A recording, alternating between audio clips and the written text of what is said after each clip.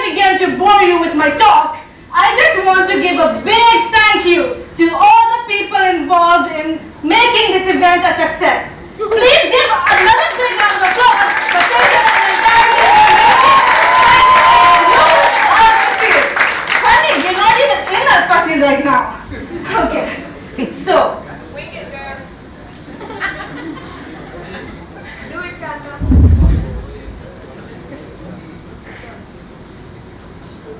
Today is November 3rd, 2018, which coincidentally is a Saturday. What is so special about a Saturday? There is one Saturday every week, and there are 52 weeks in the entire year. So there should be nothing special about it. But look at it this way. Saturdays can be two things. They can be the recovery period for the amazing party you had on Friday, or they can be your preparatory period. For example, when you align your chakras, look at the horoscope, drink kale smoothie, just so you can prepare yourself for the mental torture you're going to be facing for 5 days of the week. In my case, it's school. School. Now, how many of you have experienced this? I know I have done that many times. I will be sleeping peacefully, dreaming about weird stuff. Talking ducks, flying chairs, anything and everything. And I have an alarm. I am the most basic person on this planet, which goes beep, beep, beep. And when they both mix up, it's a very weird situation. For example, I was dreaming that my favorite superhero was talking to me, and I was so happy. It went, Santripti, you are so beautiful. You are the most beep, beep, beep, beep. You can imagine what I felt the next morning. My day was ruined before I had even gotten out of bed. And on those days, nothing can make your mood better. Not even the things you love the most. Imagine on that particular day, I was putting on my socks. Stupid socks. Going to school. Stupid bag. Stupid bus. And probably the most funniest thing to me is that I adore dogs. Most of us adore dogs, except the stupid ones. So, I saw this particular dog one day. Was it a Labrador, a Poodle, a Labradoodle? What do we make up these days? I don't know. And everybody around me was going, oh my god, look at the dog, it's so cute. And I was just like, stupid dog. It doesn't have to go to school. It doesn't have to learn trigonometry. It doesn't need to know sin squared plus cos squared is equals to 1. Why would it? It's a dog. It doesn't have to go to dog school. Though I wish they had. Imagine how cute that would be. So, when you're going through one of these days, I want you to take a step back and ask yourself some questions. What are you feeling? In my case, it was this intense will not to go to school. I didn't want to go to school. Why are you feeling that? Why did I feel that I didn't want to go to school?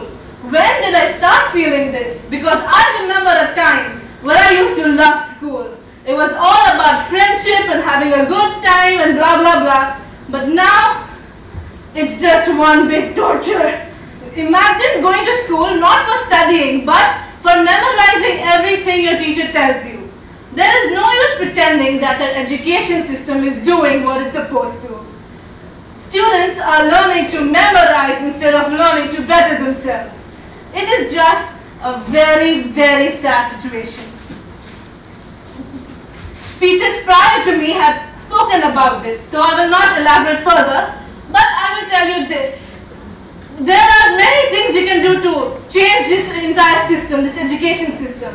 Educational reforms are probably the most efficient and the most appropriate one of these. But can you and me, sitting in the audience, do it? We can't go up to the education minister and be like, Uncle, please, have mercy, please. Even though as much as we wish to. What we can do is two things. We are now Robert Frost sitting in the yellow woods with two roads diverging from us.